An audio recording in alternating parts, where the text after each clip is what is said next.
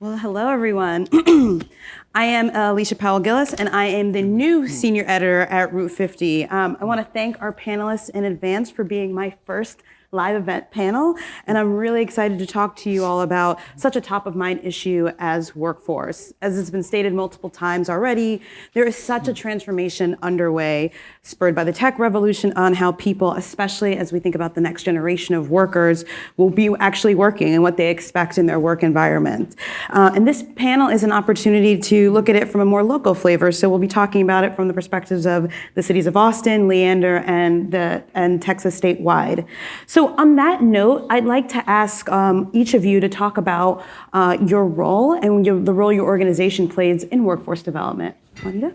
Sure. So Juanita Baldwin, representing the Texas Commission on Environmental Quality. First half of my career was actually in private sector.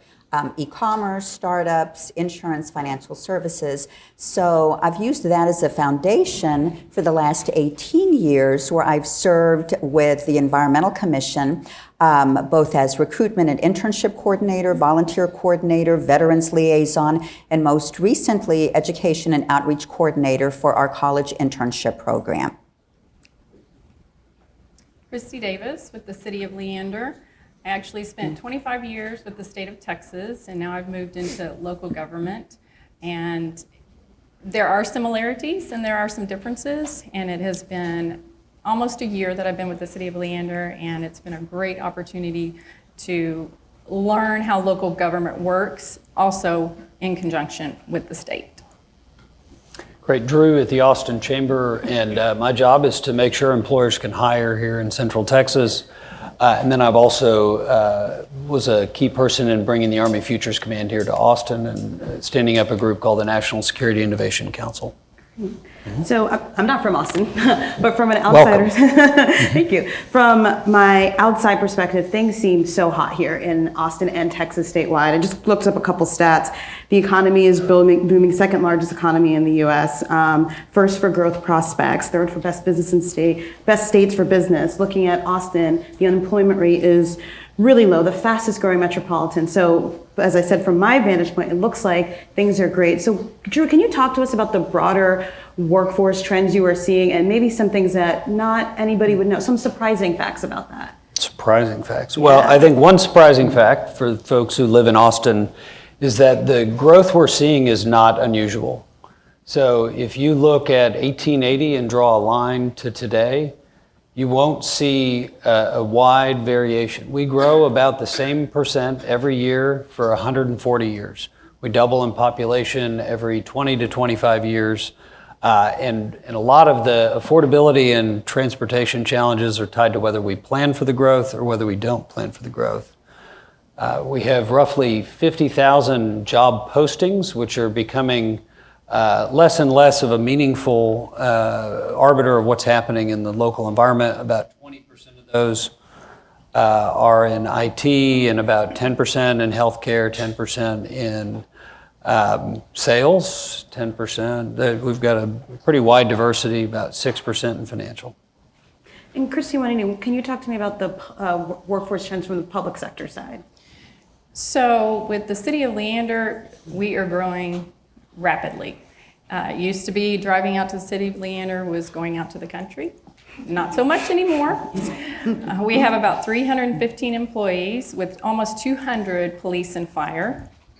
We're trying to be more efficient. I'm focusing on onboard. So onboarding to streamline, being able to receive and process applications, also following up with surveys for individuals, new hires. We have quarterly breakfast with the city manager. We want the employees to feel connected, to be able to ask questions in a relaxed setting. And just, even though Austin is busy and a lot of traffic, I used to work downtown for many, many years. Leander is not that far away from Austin, but there's a lot of to offer to the employees. So it's a really exciting time in state government. This summer, for the first time, we welcomed the 5th generation of workers in our workplace. So these were the college interns. So here we have this fascinating dynamic of 5 generations exchanging ideas, getting into conflict, learning to collaborate, to work together in the workplace, and no different in state government. So I'm noting an interesting paradox. We're operating in this highly global economy. We've got a very diverse workforce, ethnically diverse. Over 50% of our workforce, we've got about 2,900 employees across the state, are women. And many of them operate at very high level of decision-making positions. It's an educated workforce. Our agency is known to be a really brainy agency that requires most positions to have at minimum a bachelor's degree and or experience. So we're recruiting and hoping to retain scientists and engineers and environmental professionals. Yet we continue to experience this huge skills gap. And I would imagine that that'll continue in our conversation. Critical skills like managing data. We're rich in data, and yet a while back our leadership talked about the dearth we have in knowledge. So we have all this data, but what do we do with it? How do we manage it, analyze it, report on it, and act upon it? So let's kind of delve a little bit deeper onto the paradox. I really like that terminology, and talk about the huge skills gap. What do you think is attributing to that? Is it an educational issue? Can you talk a little bit more about that for us? Certainly. So I'm at universities across the state, and we also recruit across the nation. It's wonderful when we have this huge, steady stream of candidates in the STEM space who are applying for positions with us. That's great.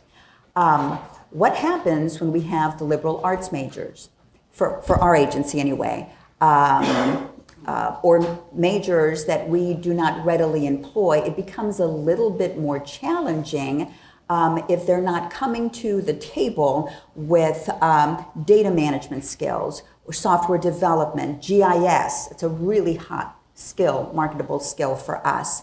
So I think one of the ways we're trying to bridge that gap is by being very intentional of how we partner with colleges and universities, so that we're increasing awareness of what we're looking for, and hopefully that gets translated down the talent pipeline to these students when they're deciding what's their major going to be, what courses are they going to take.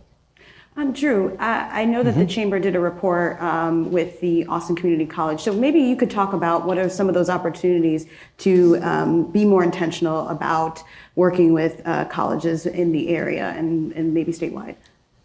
Sure. So we were very pleased to be able to work with Austin Community College.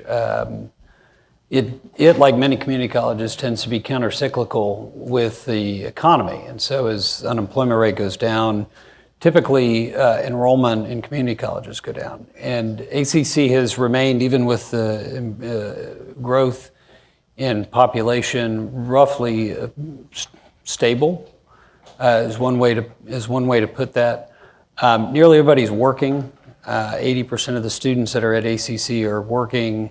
They have increased throughput. One of the things I've seen with higher education institutions is that they hire people and they lock them in as faculty, and the economy changes and they still have them. And so a number of universities in this area and others will fill adjunct roles briefly, which isn't necessarily a bad thing. They can get behind, and it doesn't allow you to scale up a program. And so we have not really gotten back to the enrollment in computer science that we had in '99. And the other factor for a market, especially like Austin, is that we probably need more university positions, enrollment. This UT has largely been, you could call it stable for the last 10 years, 20 years. Texas State has been growing probably in a 5 to 6 compound annual growth rate, But really, only fewer than 10% of UT students and fewer than probably a third to 25% of Texas State. And the mass of high school students has dramatically outstripped that.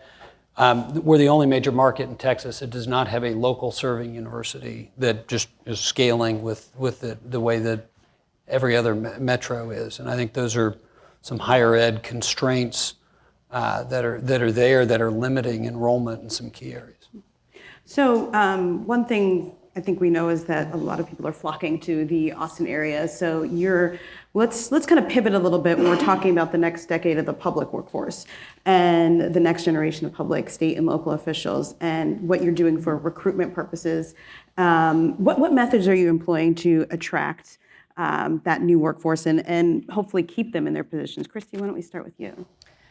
We're looking at offering more flexibility, all working from home, alternative work schedules, different work hours, hopefully in the future tuition reimbursement, have an employee referral program, and also a wellness program. So in one of my roles with the City of Leander, besides developing their learning and development program, is to have a wellness program. And so just being able to attract all different types of individuals to the city is key. Juanita? So recruitment, retention, two sides of the same coin. And it's something that we're intricately focused on at TCEQ. From a recruitment standpoint, one of the things we've been trying to do, and it's gratifying to see the positive results, is simplifying the process of somebody getting hired on with a state, demystifying some of the myths that surround what it means to work in the public sector or state government, and really focusing on our brand. So to that end, we've got a number of systemic programs that are trying to achieve those goals. We've got, we believe, one of the premier environmental internship programs in the nation. It's 28 years strong. It attracts 500 to 600 candidates from across the country, and we're placing about 130, 140 of them every year. So that is our ace in the hole. We also have what's called the Transitions Hiring Program. We believe we're the only state agency that is doing this. So this program enables a college student, fresh with their degree in hand, even if they have no experience, to get their foot into state government. So they don't need any experience for them to launch their career. Additionally, we've got a program called Express Hire. You won't see that on our website, so I'm giving you the keys to the kingdom and sharing that to you shamelessly. At job fairs, we facilitate and enable our managers to interview and extend job offers on the spot, just-in-time hiring. So gone are the days when good candidates are going to sit on the shelf for long, and we all know that. We're also looking, as Christy said, to increase awareness of the benefits to working in state government. So I would say for Gen X, Y, and Z, the majority of those who come to us at recruiting events, the very first thing out of their mouth after they introduce themselves is they'll say, "I'm passionate about the environment." So our brand sells itself. These are the generations that want to give back. They're civic-minded and focused. So we want to be sure that we show them we have that opportunity for them. And that's how we hook them. Go Horns. So we're talking a lot about, obviously this is about the public workforce of the next decade, but I want, as someone had stated in their question in the previous discussion about what I think has been termed the Silver Tsunami. There's a lot of conversation around that. However, there's so much institutional knowledge in the individuals who have been in the public sector for decades. So how are you kind of taking that knowledge and transferring it to this new crop of workers so that they still have that ability to build on what's already been there? Certainly. So many of our employees, senior level, they've been there 15, 20, 30-some years. Increasingly, they're leaving state government when they retire. But here's what's interesting. Many of them come back. They get rehired. They're allowed to do that. We welcome them. We want that. And most of them will openly admit they can't afford to retire. Consider the boomerang generations, which I believe now are again Gen X, Y, and Z. How many of them, and maybe some of you are experiencing this, are returning after they graduate to live at home with mom and dad? So they're burdened with college loan debt. They may not necessarily have the skills that are going to land them that first job as soon as they have their degree. What are they to do?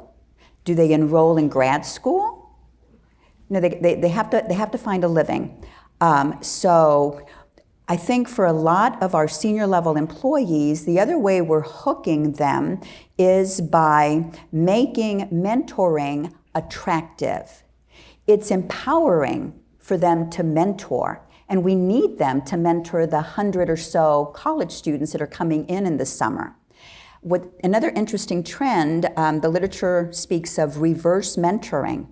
So these senior level employees are shamelessly soaking up this knowledge from the college students who know the latest and greatest in technology and data management, et cetera. So it's a real nice interplay and exchange of skill building that we're witnessing.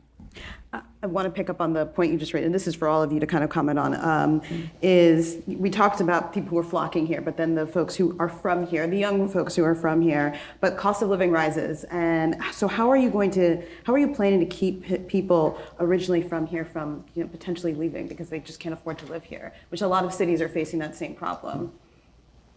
It's not an HR strategy per se, but you've got to. There's the law of supply and demand did not get suspended in Austin, Texas. So, like most tech markets, you had folks who've been here a long time who actually have time on their hands. Many of whom have property tax abatements because of their age, who know who their city council members are, who are civically engaged, who are cleaning the clocks of the newer employees, the newer talent here. So the largest, by plurality, voting population in Travis County is young, but they don't vote or know who their city council members are. They'll go vote, and they'll vote for or against their favorite presidential, senator, governor, and then, I think especially with with nonpartisan races, they don't get involved. And so you have a land use code that doesn't allow for enough housing. And that, I think, is a challenge. And you see, similarly, the elderly voting against transportation in disproportionate numbers because they're not taking the roads at the same time, and they are voting. And so I think those are two components that have exacerbated kind of Austin's Peter Pan, we don't need to grow up mentality, is that, we can put it all off, especially if somebody is voting no. And it's hard. And so I'm hopeful the next 12 months are going to allow for a pretty substantial improvement in both our land use code and the way in which we can get around town. But we got really far behind. Well, I'm in a unique position now being at the city of Leander and not dealing with downtown traffic. So minimal traffic will get people to come to the city of Leander. We also have the CAP Metro train. So if you have a spouse, you have somebody that needs to get downtown, they still can do that. We have everything in Leander in that area. So sometimes people don't have to come downtown for other things. But if they want to, it's still accessible. It's a beautiful hill country. We have lakes, we have the wildlife, affordable housing. We also have one of the best independent school districts in the nation. Good investment for purchasing homes in the area, and it's a safe community. We actually, like I mentioned before, we have almost 200 first responders for the city of Leander. So, Drew, I'll start with you and then I'll ask you both to comment as well. In certain industries, such as tech, both the public and private sector are facing shortages. So on one hand, there is maybe this apparent competition for talent, but on the other, it can be an opportunity to work together, as I think Porter made a good distinction about how the public and private sector can work together. So what opportunities for partnership exist?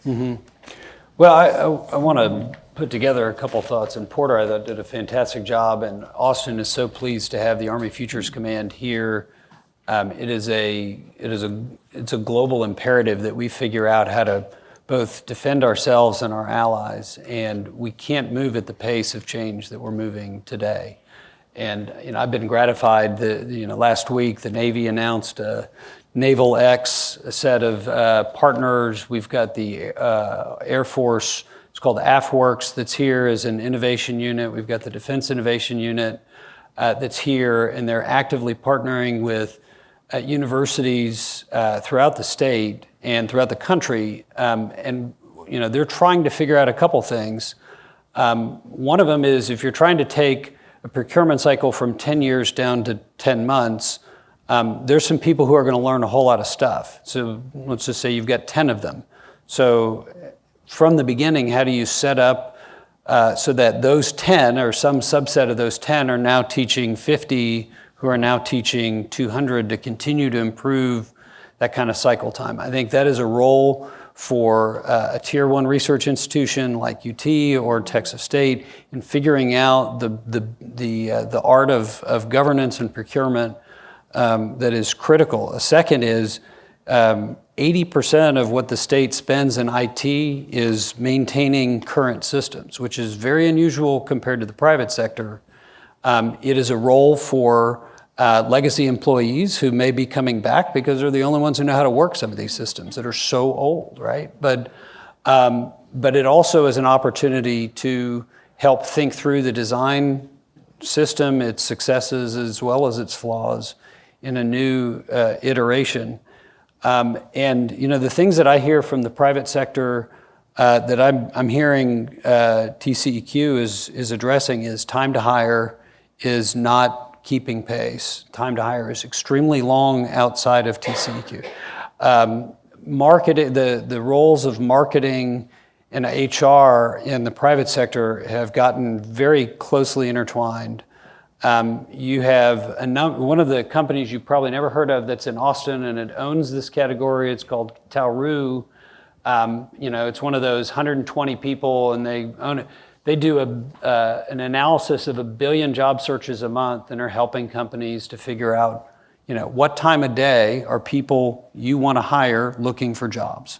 And then that's the time you want to advertise to them, like advertising pizza at halftime. Time to get pizza.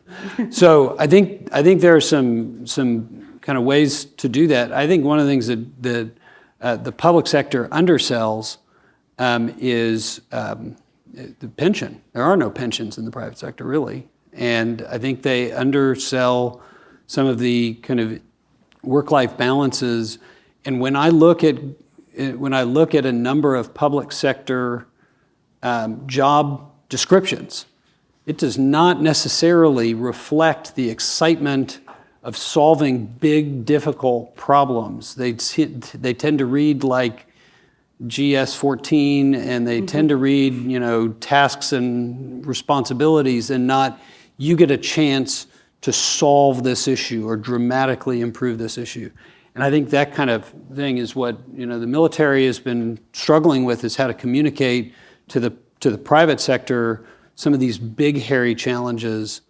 The last thing I'd say, and I'm sorry I talked so much, is one of the things that I think is so critical, and I saw it the last time it never rained, 2011, was that Texas State convened a fantastic set of 200 to 300 private sector companies and the people who buy stuff that uses water. And they said, what are your problems?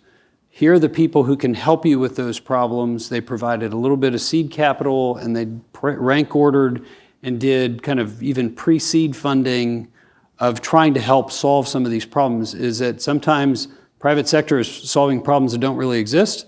Sometimes public sector has problems and they don't know how to source those I think that would be a fantastic mechanism, and I think the history of Austin is really MCC, Cimatech, Dell, and now Army Futures Command of trying to bring those folks together to solve discrete problems. Sorry to talk so much. We're actually looking at working with the United Way of Williamson County. They are going to coordinate a What Will I Be Day for middle school students. So not just going out to high school students for career day, but actually having middle school students come to the city to be able to interact with, possibly public works, go to our water treatment facility, work with maybe the engineers, GIS, to see exactly what opportunities are available starting as young as middle school. Some positions in the city require a degree and others do not, but being able to provide that information at a younger age so that they can decide what direction they want to go in the future. So when we really stop and consider, we're vying for the same talent. We're in the same business. The same business of hiring, whether we're public sector, private sector, and nonprofits. So it just makes good business sense for us to sit around a table and have the conversation that we're having right now. There is quite a bit of duplicity in state government and public sector. And when we recognize that, I believe that it's our challenge individually, collectively, to find ways to minimize that duplicity and to work smarter. So I'm all about collaborating not only with private sector, but also among ourselves and state government. There are ways we can operate so that we can reduce the time to hire, so that we can put retirees back to work, so that we can bring those who have completed their time in the military and are returning to community colleges to maybe get their first degree or their second degree and put them to work. To that end, we've got some programs at the Environmental Commission where we are putting our money where our mouth is in terms of partnerships and collaboration. If you look on our website, we just launched our Take Care of Texas video contest. So we are partnering with public education, grades 6 through 12, to get them involved in protecting the environment. We're also promoting the Texas Environmental Excellence Awards. That's open to public sector, to public education, as well as to educators across the state. So we want to get the word out. And finally, back to that internship program. Wonderful opportunity for us to collaborate with the Higher Education Coordinating Board. Dr. Gosman is here in the audience, one of our key partners.